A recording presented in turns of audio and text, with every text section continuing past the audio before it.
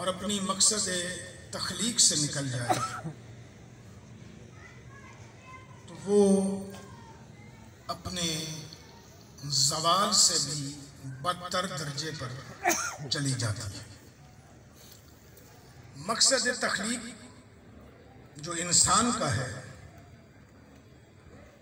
और उसके साथ अल्लाह ने जिन्नात को भी शामिल किया है, वो मकसद तख्लीक एक ही बयान किया है उसने।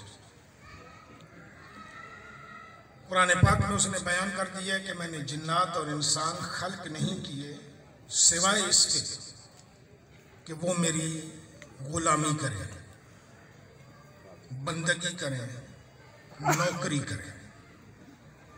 यानी इंसान खल्क हुआ है या जिन्नात खल्क हुए हैं नौकरी करने के लिए, गुलामी करने के लिए, आप इसे कोई भी माना दे लें, बंदगी करने के लिए।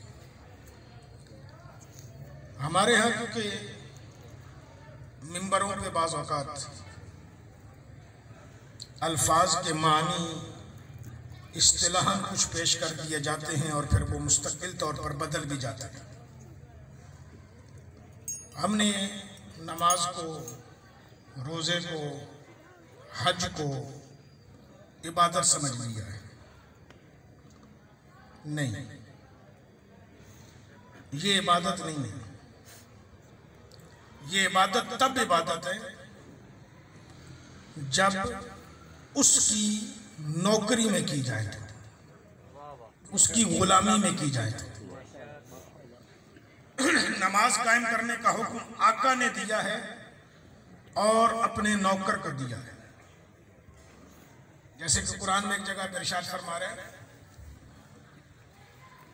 कि या अय्युहन्नास, इंसान को इंसान कह के खिताब करने से पता चल रहा है कि वो बताना चाह रहा है कि तुम्हें इंसान मैंने बनाया है। या अय्युहन्नास, वो अपनी मखलूक को खुद एक नाम दे रहा है और उस नाम से उसे बुला रहा है। या अय्युहन्नास यानी इंसान मैंने तुम्हें बना दिया है। सो बोदू रब्बकुमुल्लज़ी खलक़कुम, उस परवरदिगार के बंदे बन जाओ, नौकर बन जाओ, गुलाम बन जाओ जिसने तुम्हें खल्क किया है। हमने इसका माना भी ये ले लिया कि वो कह रहे नमाज पढ़ लो।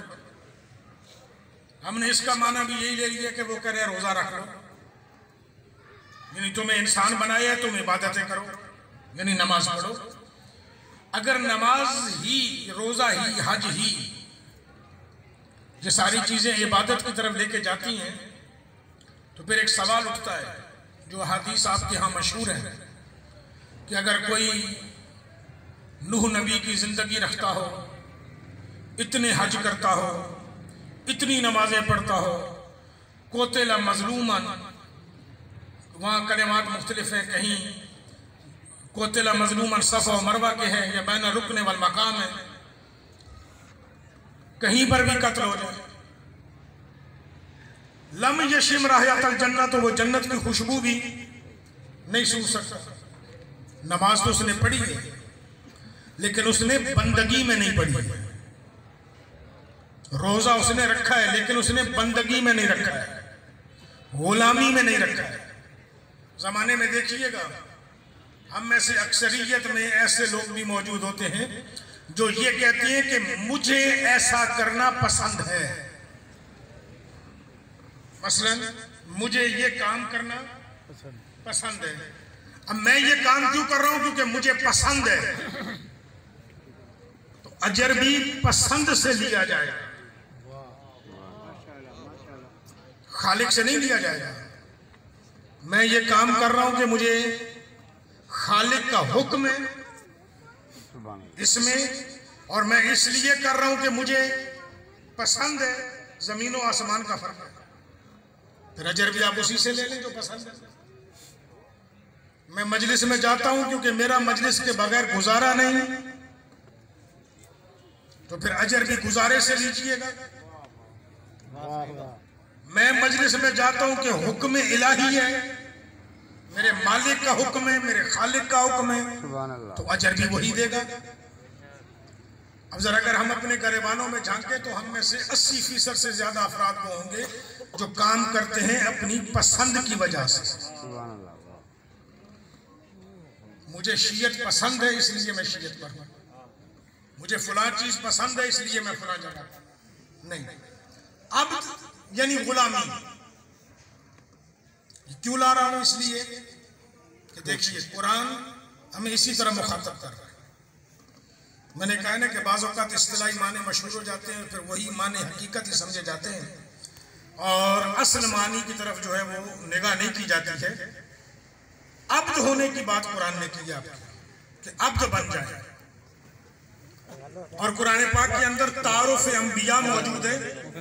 उनमें से एक हजरत ईसा का तारुफ आपको मिलेगा। तो हजरत ईसा ने अपने नबी होने का तारुफ बाद में करवाया है और अपने अब्द होने का तारुफ पहले करवाया है, और ये अब्द होने का तारुफ बतौर दावा है, बतौर दलील नहीं है, बतौर दावा है। इन्नी अब्दुल्लाह, मैं अल्लाह का अब्द हूं। वजालनी नबिया, यानी वो हर किसी को नबी नहीं बनाता। ये आयत बता रही है कि वो नबी उसे बनाता है जो उसका अब्द होता है, जो उसका नौकर ना हो, जो उसका गुलाम ना हो, उसको वो नबी बनाने को तैयार नहीं। नबी बनाए उसे जाता है जो अब्द होता है। और अल्लाह ने जब मेरे नबी मुस्तफ़ा का तारुफ करवाया और जब अपनी और मुस्तफ़ा की मुलाकात की बातें कुरान में लिखी, तो उसने वहां पे ये नहीं लिखा कि मैं अपने रसूल मोहम्मद को ले गया, या मैं अपने मुजम्मिल को ले गया, या मैं अपने मुदस्सर को ले गया, या मैं अपने ताहा और यासीन को ले गया, या मैं अपने खलील को ले गया, या मैं अपने हबीब को ले गया। क्योंकि मेरा नबी मेरे अल्लाह का महबूब भी है। उसने कहीं नहीं कहा कि मैं अपने हबीब को ले गया। वहां पे वो कह रहा है कि सुभान अल्लाज़ी अस्रा बि अब्दिही, पाकीज़ा है वो अल्लाह जो अपने नौकर को ले गया। हमारे यहाँ पे तसव्वुरात क्योंकि बदल दिए जाते हैं। मेराज हबीब की महबूब से मुलाकात का नाम मेराज नहीं है, नौकर की अपने सरदार के साथ मुलाकात का नाम मेराज है। क्योंकि मेराज के किस्से में अल्लाह ने कहीं नहीं कहा है कि मैं अपने हबीब को, अपने रसूल को, अपने नबी को, अपने मुजम्मिल को, अपने यासीन और ताहा को लेकर जा रहा हूं, अब्द को लेकर जा रहा हूं, अब्द को। कुरान की बलागत देखिए, उसके साथ जो लफ्ज़ सुभान अल्लाह इस्तेमाल किया है, यानी पहले अपनी पाकीज़गी की कसम उठाई है, पहले अपनी पाकीज़गी का तारुफ करवाया है। कसम माना तारुफ कह रहा है, पहले अपनी पाकीज़गी का तारुफ करवाया कि पाक है वो अल्लाह जो अपने अब्द को ले गए, अपने नौकर को ले गए, अपने गुलाम को ले गए। तो अब्द बनने की तरफ सफर करना है। अगर ये बात ज़हन में बैठ जाए कि हमने इंसान बन चुके हैं और हमने अब अब्द की तरफ सफर करना है, लेकिन इंतहाई माजरत के साथ अर्ज करता जाऊं, हम में से जिस मुआशरे में हम रह रहे हैं, इस मुआशरे में तो 99% ऐसे अफराद हैं कि जिन्हें इंसान बनने की तरफ भी अभी सफर करना है, क्योंकि वो बशक्ल इंसान हैं, लेकिन उनके अंदर इंसानियत मौजूद नहीं। उन्हें हो सकता है कि अभी इंसानियत की तरफ सफर करना है। इंसानियत की तरफ सफर करके इंसान बनेंगे तो फिर अब्द बनने का सफर करना है। पहले क्या बने? इंसान, और वही मुश्किल मसला पैदा है। बशक्ल इंसान उसने बनाया है, किरदार में उसने नहीं कहा कि मैंने तुम्हें किरदार का भी इंसान बना दिया है। क्योंकि अभी मुझसे पहले मेरे अजीज जो आपके सामने आयात पेश कर रहे थे, ये इंसान का बहसीयत शक्ल इंसान पैदा होने की बातें हैं। अभी उसके किरदार की उसने सनद नहीं दी कि मैंने आदम से लेकर क़यामत तक जितने इंसान खल किए हैं, ये किरदार में भी इंसान है। अगर ये किरदार में इंसान होते तो इनकी मिसालें कुरान में न दे रहा होता। कहीं बार बार किसी जगह पे कह रहे हैं कि तू गधा है, किसी जगह पे कह रहे हैं कि तू कुत्ता है, किसी जगह पे कह रहे हैं कि तू जानवरों से भी बदतर है। ये किस लिए मिसालें दे रहे हैं? कि तू अपने म्यारे इंसानियत पे कायम नहीं है। वाह वाह वाह। पहले अपने आप को इंसान बनाने का सफर तय कर। पहला सफर इंसान बनने का है, दूसरा सफर अब्द बनने का है। ये दोनों सफर आज समझा देता हूं ताकि बात थोड़ी और आसान हो जाए। इसी सफर का नाम जिहाद है। इसी सफर का नाम जिहाद है। हमारे यहां जिहाद का तर्जुमा कत्ल किया जाता है, मार देना किया जाता है। मर जाओ या मार दो। गली में डंडे उठा के चलने वाला भी कहता है मैं जिहाद कर रहा हूं।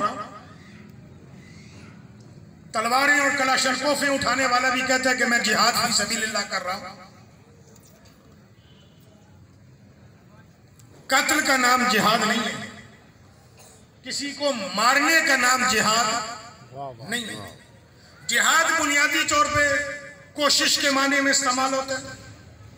जिदोजहद जिसे आप कहते हैं, कोशिश के मामले में इस्तेमाल होता है और ये वसी मफहूम रखता है अपनी जगह पर।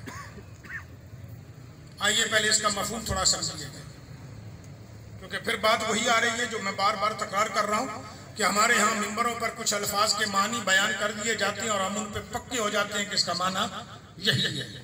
जैसे अभी मैंने जो आये मजीदा पढ़ी आपकी खिदमत में, क्या ईमान वालों परहेजगारी इख्तियार करो, वब्तगू इलैहि वसीला। इसका तर्जमा हमारे यहाँ क्या किया जाता है कि वसीला तलाश करो। ये वसीला आपने तर्जमा किस लफ्ज का किया है? अरबी के लफ्ज वसीला का। आया अरबी के लफ्ज वसीला का तर्जमा उर्दू के लफ्ज वसीला जैसा ही है? नहीं। उर्दू में लफ्ज वसीला इस्तेमाल होता है किसी काम को अंजाम देने के लिए जो औजार हो, आप तक आवाज पहुंचाने का ये वसीला है। मेरा हैदराबाद से यहां तक सफर करके आना गाड़ी के अंदर, वो गाड़ी वसीला है। अरबी में औजार को वसीला नहीं कहा जाता। ये जुमला वो है जो आपको बार बार याद कराया गया है, बचपने से आपको याद कराया जाता है। जो आप शुरू करते हैं तो आप पढ़ते हैं ये जुमला, वसीले का माना वो बनता है। वो क्या माना है जो आपको याद करवाया जाता है कि बेटा अगर फजर की नमाज पढ़नी हो तो नियत की जाएगी कि पढ़ता हूं 2 रकात नमाज फजर वाजिब कुर्बतन इल्लल्लाह। इस वसीले का मतलब है कुर्बतन इल्लल्लाह, यानी अल्लाह तक कुर्ब पहुंचने का तलाश कर।